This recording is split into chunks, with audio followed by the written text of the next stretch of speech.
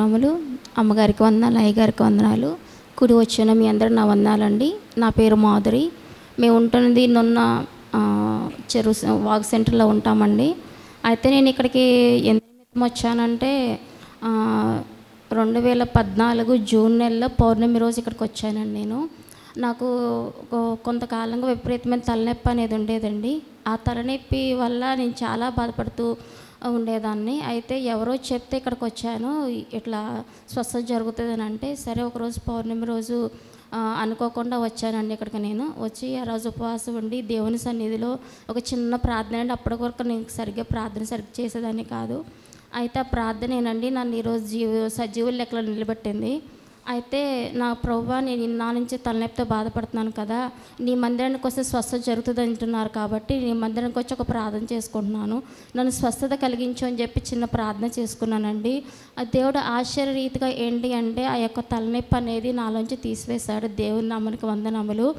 అయితే ఏంటంటే ఆ రోజు నుంచి ఈ రోజు కూడా అంత విపరీతమైన తలనొప్పి అనేది నాలో ఎన్నడూ లేదండి. అందు నామాన్ని బట్టి దేవునికి వందనాలు. అయితే నెక్స్ట్ ఇంకోటి ఏంటంటే, నేను ఇంకొక సజీవుల లెక్కలో ఉన్నా. అంటే దేవుని ఉచితమైన కృపేనండి నాకు ఇది. దేవుడిచ్చిన ఆయుష్ మాత్రమే ఇది. నాకు నా ప్రార్థన బట్టి కాదు, నా శక్తిని బట్టి అయితే ఏది కాదు అండి. దేవుని యొక్క ఉచితమైన ప్రేమే అన్నమాట ఈరోజు నేను సజీవుల లెక్కలో ఉన్నాను. అంటే మొదటిగా ఏంటంటే, నాకు 2 బాబులు ఉన్నారండి. ఒక పెద్ద బాబుకి 12 years వచ్చినాయి. ఒక చిన్న బాబు అనమాట, వాడికి ఇప్పుడు 4th year అనమాట. అయితే నేను మా చిన్న బాబుని అసలు ప్రెగ్నెన్సీగా ఉన్నప్పుడు ఏంటంటే మా బాబుకి 8 years వచ్చినాయి.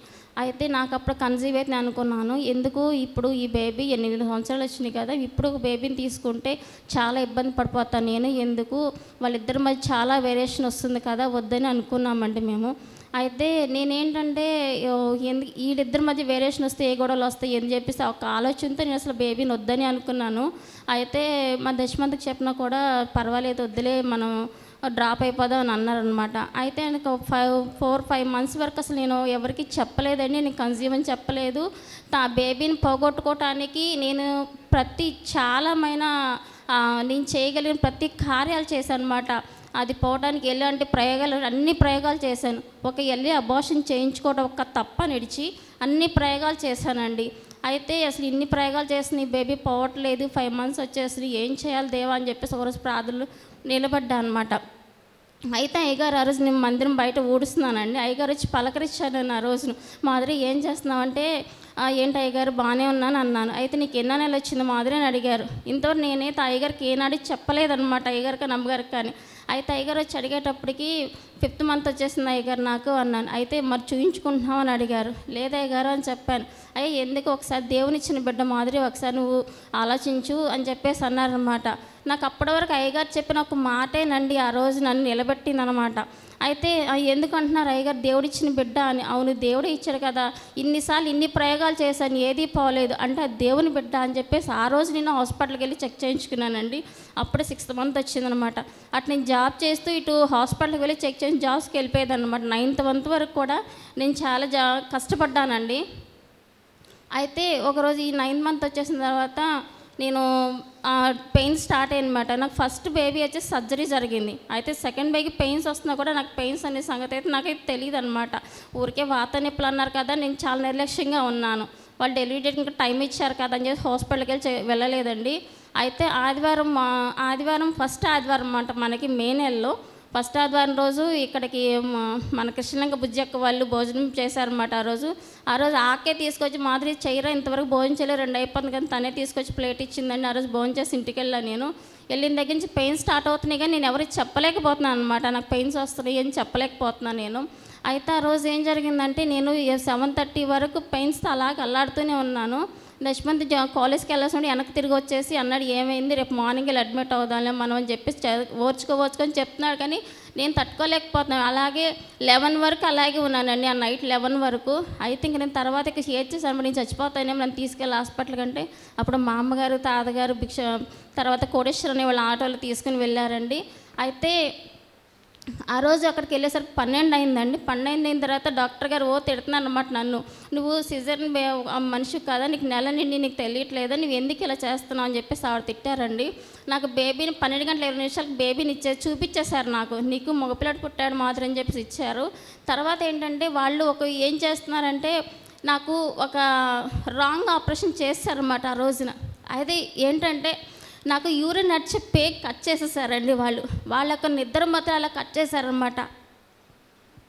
అయితే నేను అనుకున్నాను, అవి ఎప్పుడైతే ఆ యూరిన్ పేగ్ కట్ చేశారో వాళ్ళకి భయం వేసేసింది. భయం వేసి అంటున్నారు, "మాధురి, నీ ప్రాణానికి మా ప్రాణం అడ్డు వేస్తాము, నీకేమీ కాదు, నువ్వు నమ్మిన దేవుడినే నువ్వు ప్రార్థించుకో, అంతకు మించి చేసేది ఏమీ లేదని" చెప్పేసి చెప్తున్నారండి. నేను అప్పటికి అడిగాను, "ఏమైంది మేడం, ఏమైంది ప్రాబ్లమా" అన్నట్టు. "ఏం లేదమ్మా, నువ్వు కంగారు పడద్దు, టెన్షన్ పడద్దని" చెప్తున్నారు. అయితే సరే అని చెప్పేసి అంటున్నాను. కానీ వాళ్ళు నాకు ఆపరేషన్ చేయడానికి 3 డాక్టర్లు రావాలండి. ఆ 3 డాక్టర్లు కూడా రామర్పల్లి నుంచి రావాలి, ఒకళ్ళేమో గుణదల నుంచి రావాలి, ఇంకొక అతను లీవ్లో ఉన్నారన్నారు. అయితే ఆవిడేమంటున్నారంటే, "ఈ అమ్మాయికి చాలా సీరియస్గా ఉంది, నువ్వు వెంటనే రావాలని చెప్పన్నారు." వాళ్ళు 20 నిమిషాలు వస్తావు, ఈలోపు ఆపరేషన్ రెడీ చేయమని చెప్తున్నారు. వాళ్ళ మాటలు నాకు వినిపిస్తూనే ఉన్నాయి అన్నమాట.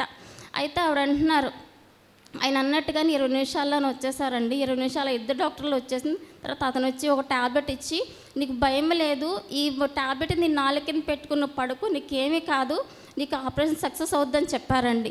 అయితే నేను అనుకున్నాను, "ప్రభువా, ఇది నువ్విచ్చిన జీవితము, నీ చిత్తం అయితే నేను బ్రతుకుతాను, లేకపోతే లేదు, అది ఏదైనా నీ చిత్తమేనయ్యా" అని చెప్పేసి ఆ చిన్న ప్రార్థన చేసుకున్నానండి. వెంటనే అనుకున్నాను, ఆ రోజు అయ్యగారు నాకు చెప్పారు కదా, "ఈ బేబీ నీకు కావాలి మాదిరి, నీకు ఉంచుకొని చెప్పన్నారు కదా, మరి దేవుడు అయ్యగారు చెప్పిన మాకు నెరవేరాలి కదా, మరి ఏమవుతుంది ఈరోజు" అని చెప్పేసి ప్రార్థన చేసుకున్నానండి. అలాగే ఉన్నాను. అలాగే సర్జరీ చేశారు, నాకు సక్సెస్ అయ్యింది. ఈవినింగ్ రేపు తెల్లారిన తర్వాత మండే నాకు వార్డుకి ఇచ్చేసారండి. కానీ అనుకున్నాను, "ప్రభువా, ఏంటయ్యా నాకు ఈ కష్టాలు, నేను బేబీని వద్దనుకున్నాను కానీ నిలబెట్టావు, ఈరోజు ఈ స్థితిలో ఉన్నా నేను, నాకు పోయిన ఆరోగ్యం ఇప్పుడు వచ్చేటట్టు ఏమీ లేదు కదా, నేను ఎన్నాళ్ళు బాధపడేలాగని చాలా బాధపడ్డానండి." అయితే అనుకున్నాను, అయ్యగారు వచ్చి ప్రార్థన చేశారు, "ఎలా ఉంది ఏంటి" అని అడిగారు. ఆ రోజు నుంచి అయ్యగారు మాట్లాడుతున్నారు, ఏంటంటే ఈయన సన్నిధిలో సజీవుల లెక్కలు ఉన్నాడు, దేవుని ఉచితమైన కృప అండి. అదే కాక అయ్యగారు నా గురించి ఎవరి ప్రార్థన చేస్తూనే ఉంటారు. ఒక సన్నిధిలో అంటే ఒక బిడ్డ కష్టంలో ఉందంటే అయ్యగారు ముందు ఉండి నిలబడి ప్రార్థన చేస్తాడు. వాళ్ళ యొక్క ప్రార్థనా బలం ఈరోజు మన సజీవుల లెక్కలో ఉంచామనుకుంటామండి. వాళ్ళ ప్రార్థనా బలమే నా కృప అనుకుంటాను. అయితే ఇంకొకటి ఏంటంటే, నేను ఇది ఒకప్పుడైతే చాలా బాగా ప్రార్థన చేసుకునేదాన్ని. నేను ప్రార్థన చేశాను అంటే ఎలాంటి సమస్యనైనా ఎదిరించే శక్తి నాలో ఉండేది. కానీ ఇప్పుడు ఆ శక్తి అనేది నాలో క్రమేణా తగ్గిపోయిందండి. మీరందరూ కూడా నా గురించి ప్రార్థన చేయండి. మునుపటి అగ్నికణం వల్లే శక్తి ఎంత ఉందో అలాగే ఈరోజు కూడా అగ్నిగా మారాలని ప్రార్థన చేయండి. మీ అనుదిన ప్రార్థనలో నన్ను ఒక్కసారి జ్ఞాపకం చేసి మీ అందరూ పేరున అడుగుతున్నాను. ఈ గొప్ప సాక్షిని దేవుడు దీవించునుగాక.